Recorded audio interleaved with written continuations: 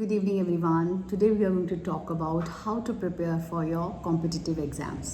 अब competitive exams की अगर बात होती है तो हर पेरेंट को लगता है यार मेरा बेटा आईएएस ऑफिसर बने, आईपीएस ऑफिसर बने, आर्मी ऑफिसर बने, है ना। सबका एक ड्रीम होता है कि नहीं हमारा बच्चा बहुत ऊपर जाना चाहिए। और इस ड्रीम को पूरा करने के चक्कर में हम क्या करते हैं, खूब पैसे लुटाते हैं, बहुत पैसे लुटाते हैं।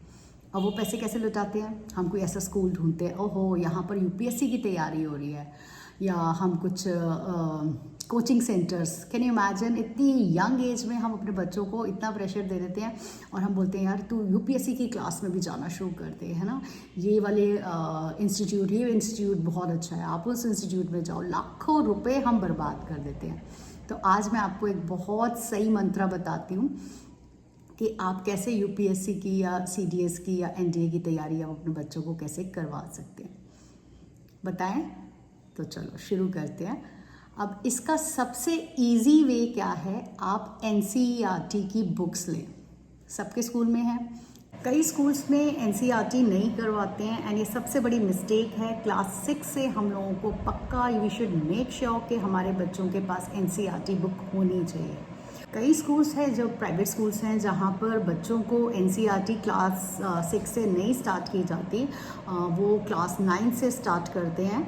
अब इसके पीछे कारण क्या है ये तो वही बताएंगे कि क्योंकि दूसरी बुक्स, दूसरे पब्लिकेशंस की बुक्स थोड़ी कॉस्टली होती हैं एंड उससे स्कूल्स को फ़ायदा मिलता है, पैसा मिलता है, तो that is the reason they prefer कि उनके पब्लिकेशंस दूसरे हों। क्योंकि एनसीईआरटी की बुक क्या होती है, बहुत सस्ती बुक होती है, ठीक है, 50, 60, 100 एट द मोस्ट 150, 160, इससे ज़्यादा नहीं होती है।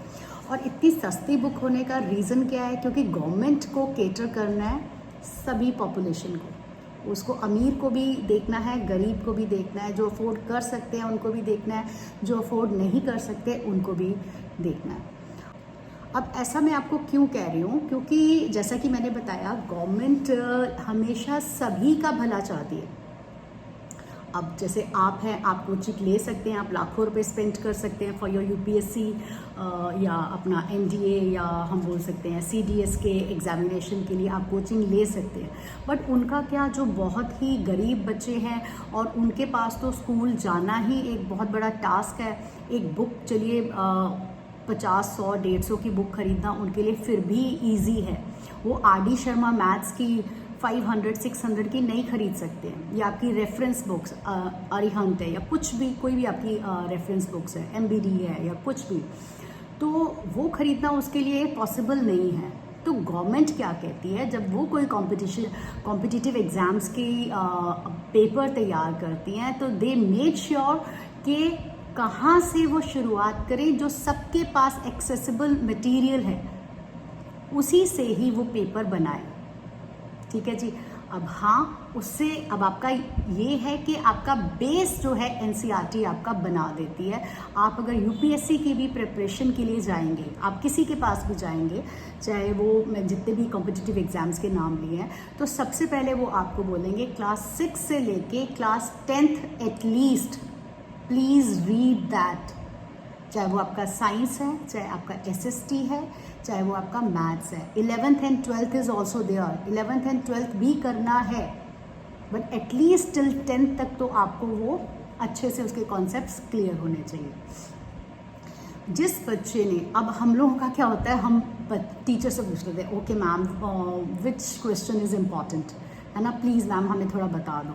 और जब ये आते हम लोगों में पढ़ जाती हैं, या टीचर्स कई इंपॉर्टेंट क्वेश्चंस जब अपना बताना शुरू कर देते हैं, तो बच्चा क्या बन जाता है, जैसे हम बोलते हैं कूप मंडूक, कुएं का मेंढक, ठीक है। तो आई ऑलवेज प्रेफर, इवन जब मैं अपनी क्लास 12th तक के बच्चों को जब मैं अभी करा रही थी, तो भी मेरे को I used to make sure कि I should read the whole chapter, क्योंकि मुझे पता है मेरे बच्चे घर जाके उस चैप्टर को टच भी नहीं करेंगे। बहुत कम बच्चे होंगे जो उसको पढ़ेंगे। जब हम चैप्टर पढ़ते हैं तो उसमें एक एक चीज़ को हम माइन्यूटली डिटेल में पढ़ते हैं। अब एनसीईआरटी में कई चीज़ें आप बोल सकते हैं एंड कई लोग बोलते हैं कि हाँ जी हम रेफरेंस बुक या अदर बुक्स भी प्रेफर, क्योंकि उसमें ज़्यादा डिटेल में होता है। बट आपको ये समझने की ज़रूरत है कि जितने भी कॉम्पिटिटिव एग्ज़ाम्स हैं उसमें most of the questions are coming from NCERT. अगर अभी मैं आपको एक हिस्ट्री का एक क्वेश्चन बताती हूँ, this book this is of CDS, है ना, और उसमें जो ये हिस्ट्री का एक टॉपिक है ना, आप देखेंगे ये सब मैं अपनी क्लास 8th के बच्चों को ये करवा के आई हूँ।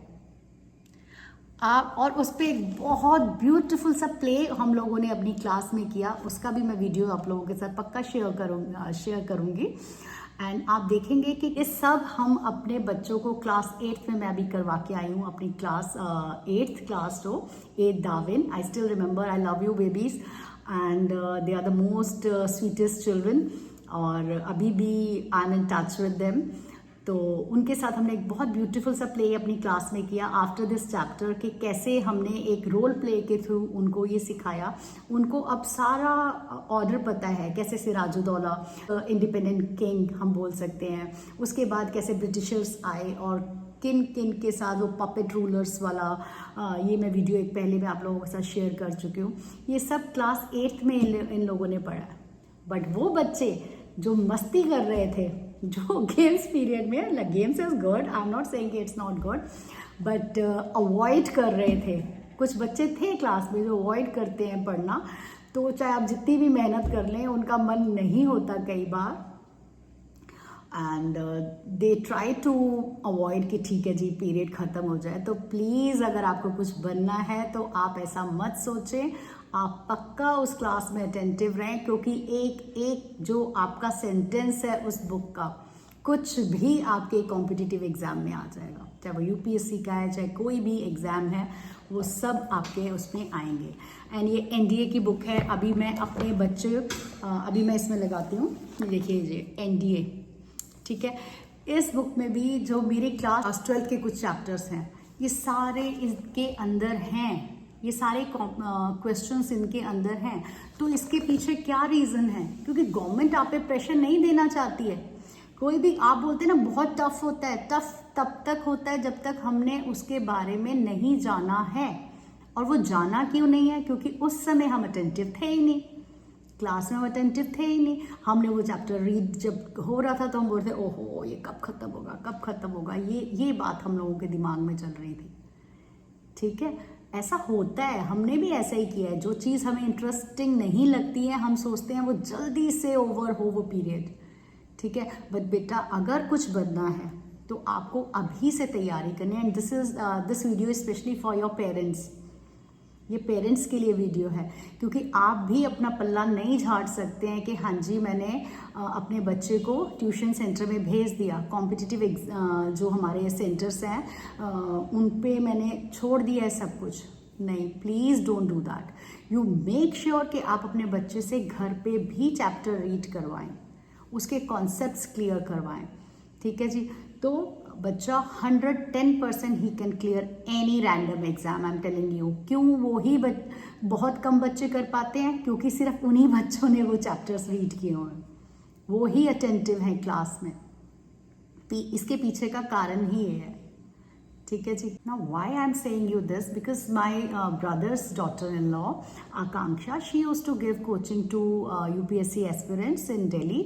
तो I asked her कि आकांक्षा क्या चीज़ आप करवाते हो बच्चों को? तो she only told कि बुआ ऐसा है कि हमारे पास बच्चे बहुत आते हैं, कई गांव से आते हैं, कोई कितना पैसा कोचिंग सेंटर्स में स्पेंड करते हैं। तो हम उनको सबसे पहले यही एडवाइस करते हैं, अगर आपने एनसीईआरटी नहीं पढ़ी है देन प्लीज़ स्टार्ट स्टडिंग, ठीक है। तो ये सबसे जो है इम्पॉर्टेंट एक क्राइटेरिया है to clear any random exam. क्योंकि बेटा जब आप एनसीईआरटी पढ़ लेते हो तो आपको किसी चीज़ को पढ़ने की ज़रूरत नहीं पड़ती है। हाँ, अगर आपको उससे रिलेटेड कुछ एक्स्ट्रा नॉलेज चाहिए then you you can actually open the Google और you can see some YouTube videos for the extra knowledge if you really want to gate.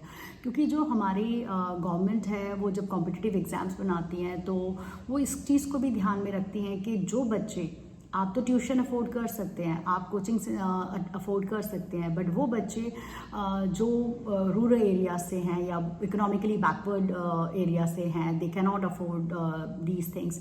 तो उनको क्या गवर्नमेंट को नहीं देखना पड़ेगा? बिल्कुल देखना पड़ेगा, क्योंकि बाद में भी आपको क्या करना पड़ेगा, आप कॉम्पिटिटिव एग्ज़ाम्स के लिए जो आप कोचिंग सेंटर्स में जाएंगे तो वो भी आपको ये रिकमेंड करेंगे, वहाँ पर भी आपको वही बुक्स पढ़ाई जाएंगी, उससे रिलेटेड ही MCQs, उससे रिलेटेड ही क्वेश्चंस आपसे डिस्कस किए जाएंगे, ठीक है। क्योंकि आपने उस समय पढ़ा नहीं होगा तो क्या होगा, आपके ऊपर और प्रेशर होगा, और आप सोचते हैं कि आप महीने की कोचिंग, 2 महीने की कोचिंग या साल की कोचिंग लेके आप क्लियर कर जाएंगे। कैसे? 6 साल का जो सिलेबस था आपका 6 to 12, 6 years आपने तब नहीं पढ़ा, तभी हम लोगों को दिक्कत आती है बहुत ज़्यादा।